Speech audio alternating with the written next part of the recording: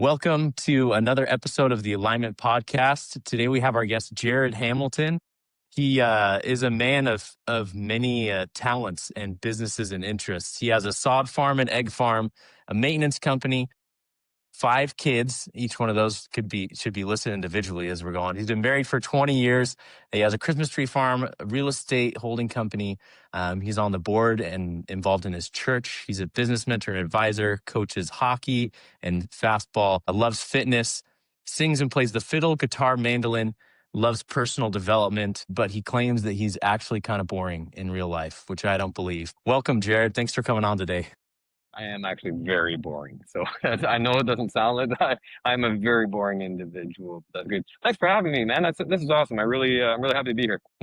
So if you had to say, if you had a free afternoon today, what would you do?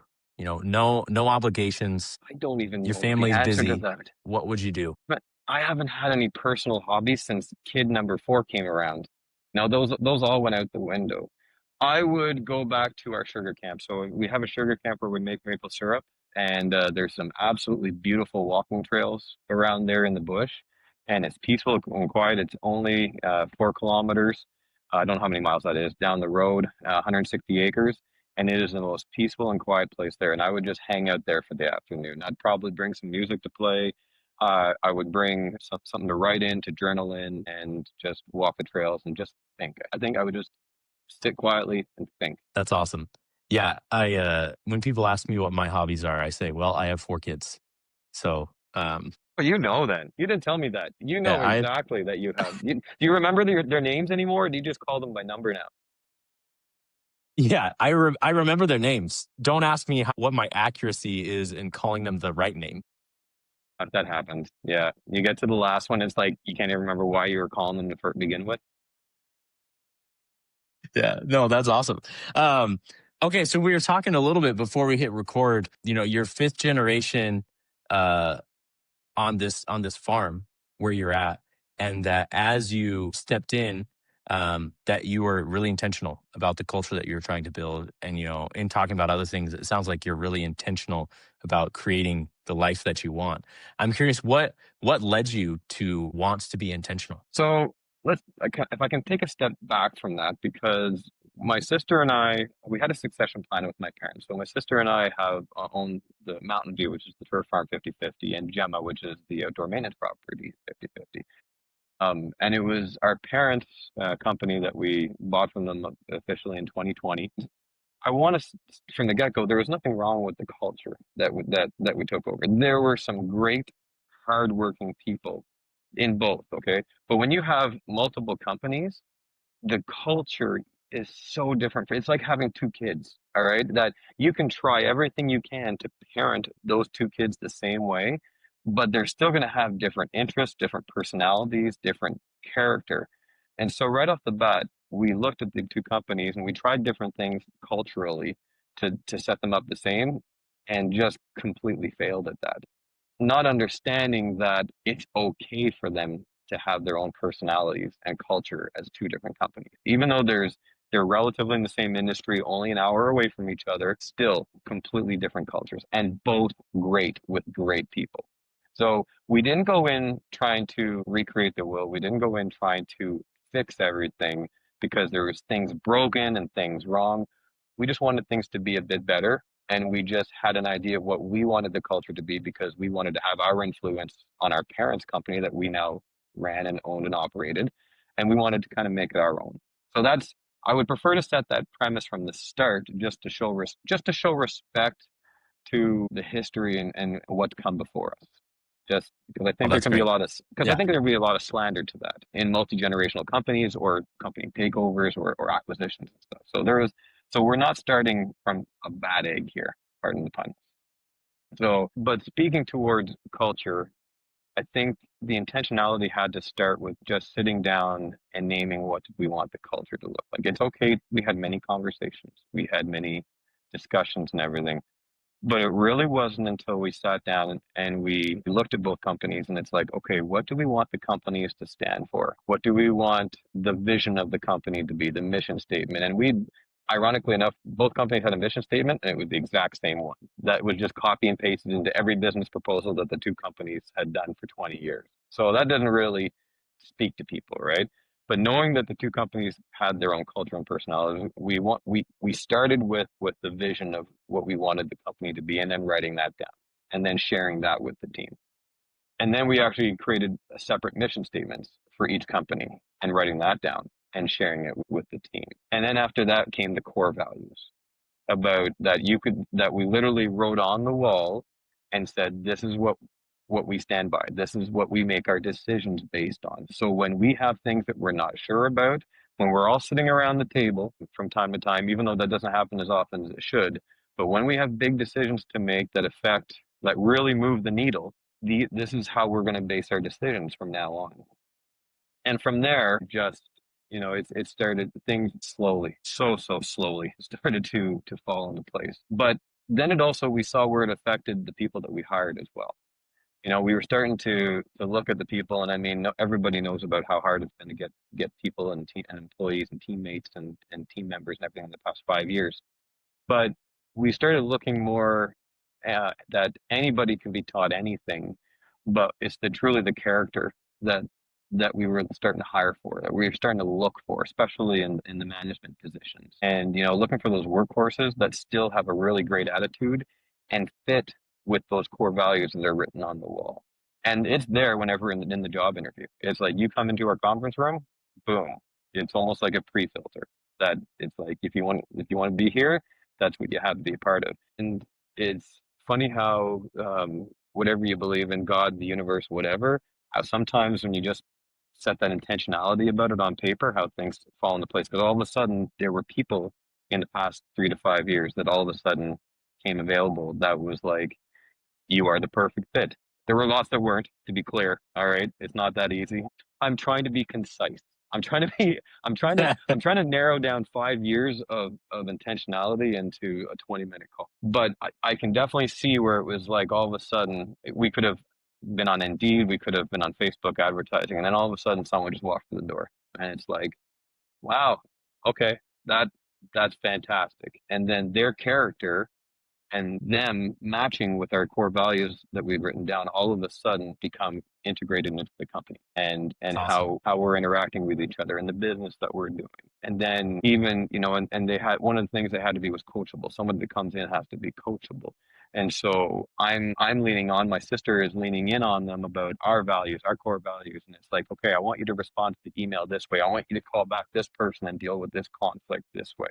How do you think you should react? I agree with that. I also want you to say this as well. So it's very much having the right character and also that coachability for your own influence and your own impact in them and with them. It's awesome. Because, yeah, I mean, once you have core values, it's easy for them to just be on the wall. Taking it and recognizing, okay, what behaviors actually, emulate these core values and expressing that out loud to people and helping them understand, hey, look, if we have a core, if one of our core values is going to be, be coachable, this is what it looks like. Like every Hmm. week you should have some experience that looks like this. Or, hey, if your core value is, if one of your core values is integrity, which tons of people have that one, and people don't even know what the word means. But like, great, you should actually do what you say you're going to do. Like Hmm. don't make commitments that you don't plan to keep. And so that's super powerful. I'm curious, as people walked through the door, how did you suss out their character and if they did align with your core values? Started asking different questions. I mean, when you do enough, those that have done enough interviews, they kind of get a sense about what people are like. First, I would tell you, know that any type of personality assessment, whether it's the DISC assessment, the color code, there's a whole bunch of them, right? But know your personality types ahead of time. So you can, because there's no bad personality type, but there's certainly ones that are more aggressive than others, more direct than others, maybe a little. One of our worst interviews was with our current mechanic. And we all laugh about it now because he's been with us for almost, I think, 15, 20 years now. But he walked in here and he was basically like, I don't know anything. I don't really, and he's our main mechanic now. And he was exceptional, right? But if it had been based on just one interview, he would have never got the job. And with the good references that he had, and yet he is incredible. Yeah, him and I actually play fiddle together. Side note. That's fun.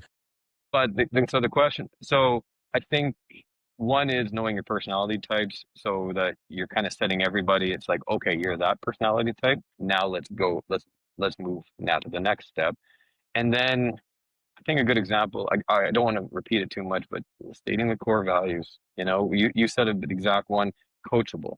Well, if you have somebody sitting in front of you and they're telling you how great they are at this and how great they are at that, and they're just the best operator and they're just the best person ever, that sounds more like someone being a little boastful. Someone thinks very highly of themselves. And you have to have self-esteem and you have to, when you're in a job interview, you got to brag and show off your skill a little bit. I get it. But we all know where that line is, where with the pendulum, where it's like, okay, there's a difference between saying what you can do humbly and being a braggart. And I don't actually think that you know as much as you think you know. And now it becomes, okay, you're going to be hard to deal with because you're not coachable. So you start to lean in on, we're very good at asking impromptu questions. We don't have a script. We have a process, but we don't have a specific script that we follow because we pick up cues and then there's usually two or three of us sitting in and we start asking very specific questions about things that we see that might be counter to our core values and kind of testing that without them actually knowing it. That's awesome. What difference has it made? And I mean, not to say, hey, it wasn't good before, but what difference has it made for the business and for individuals in the business that you've been intentional about building around those core values? You ever hear Dave Ramsey talk about thoroughbreds and donkeys? No. No? Okay. Donkeys is the polite way to say it. Okay. Yeah, yeah. Some guys and girls are thoroughbred workers, and some guys and girls are donkeys at the workplace. Okay. And you want the thoroughbreds. You want the workhorses. Yeah. You want the goers, the go-getters, right? Especially if you're built that way, if you have that work ethic and you have the go mentality, you want others to surround yourself with. You are the average of the five that you're around. The thing about thoroughbreds is that they want to be surrounded by other thoroughbreds, right? But if you throw in one donkey, no thoroughbred wants to work with a donkey. Even with the best boss, even with the best work environment, with the best pay, thoroughbreds don't like working with donkeys. And so the more thoroughbreds that you bring in, the less donkeys you're likely to. And the donkeys that you have on your team, they're actually, once you set what that bus looks like, right? And you said, okay, if you're going to sit in this bus, here's what the seats look like, right? It's amazing how the donkeys have a tendency to get off the bus on their own. And that is something that we've discovered in the last 5 years, where all of a sudden the donkeys kind of identify themselves and they're gone. And sometimes that even happens in the interview process. It's awesome. Yeah, when you set a high standard and people are expected to live up to it, people who aren't aligned with that, it's not. I mean, it doesn't make them happy to be there.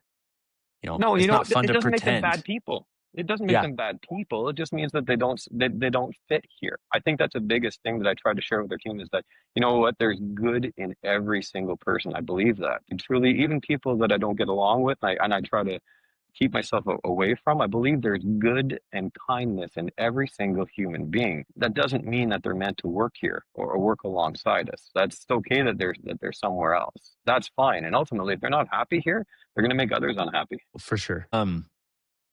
No, that's so awesome. Okay, so you have 5 kids. How does this apply to your family? Being intentional about the culture of your family. Good question. That's a very, very good question. So understand that my house that I live in is the family farmhouse that was built in 1895. I live across Amazing. the road from my sister, who has 2 kids. And her house is also one of the family farmhouses that was built in around the 1930s, I believe. And the office is about 100 feet from my kitchen door of the business. Literally, I walk across my laneway to the path to go, and I'm at the office. So the business is right at our doorstep. The farm surrounds us. The activities of the farm surround us. And that can be very difficult to find that balance, especially since the turf farm specifically is agricultural based business. So there's lots of times you can't just close the doors on Friday at 5. maybe there's irrigation because we're taking care of a living product too, right? With the sod and the other activities with like cropping and such. So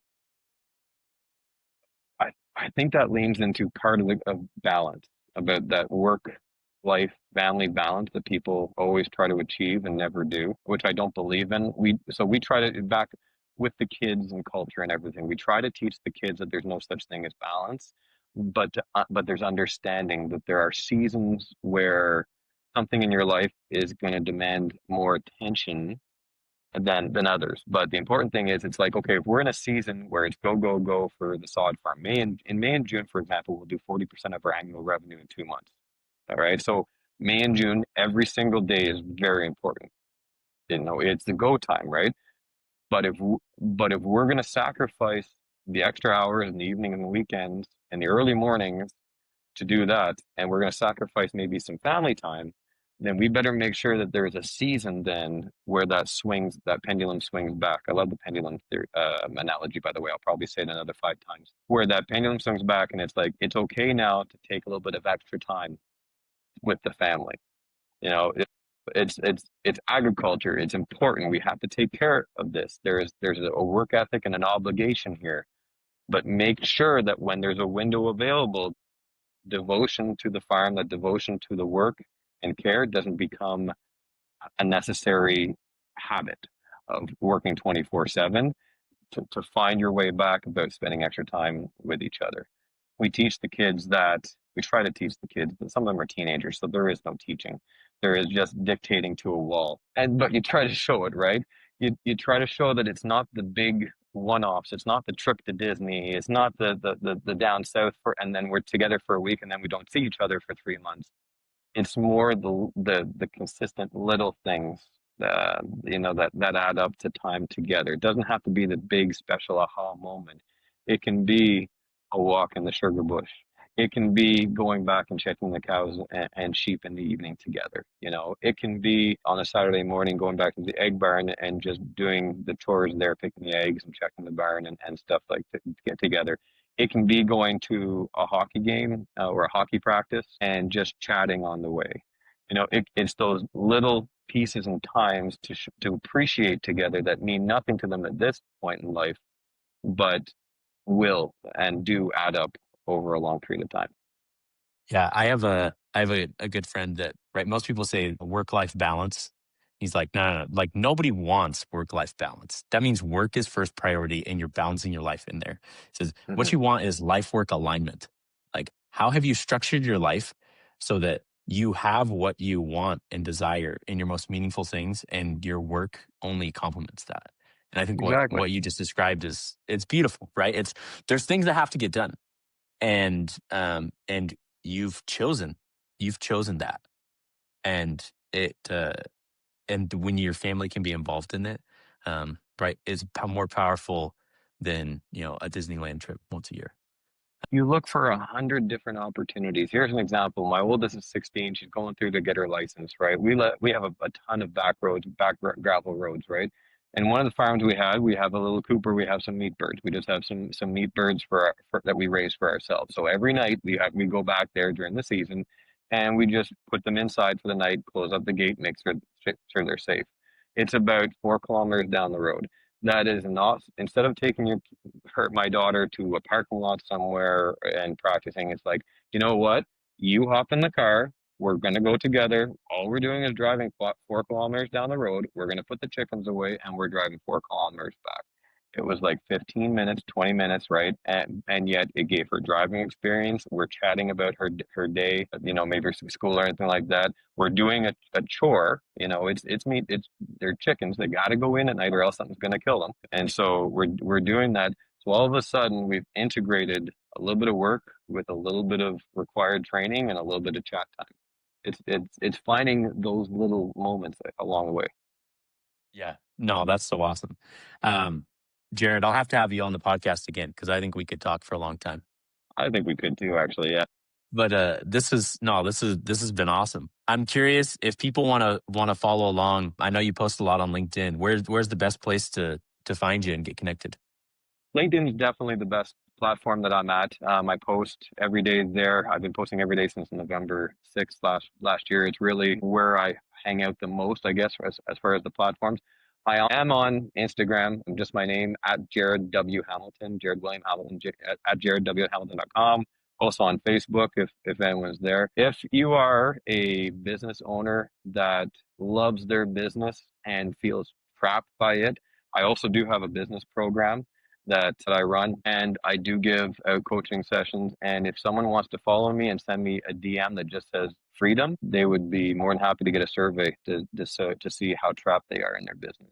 I have that, and then we can talk about it. And the first three people that DM me can get an hour of coaching for free. Awesome.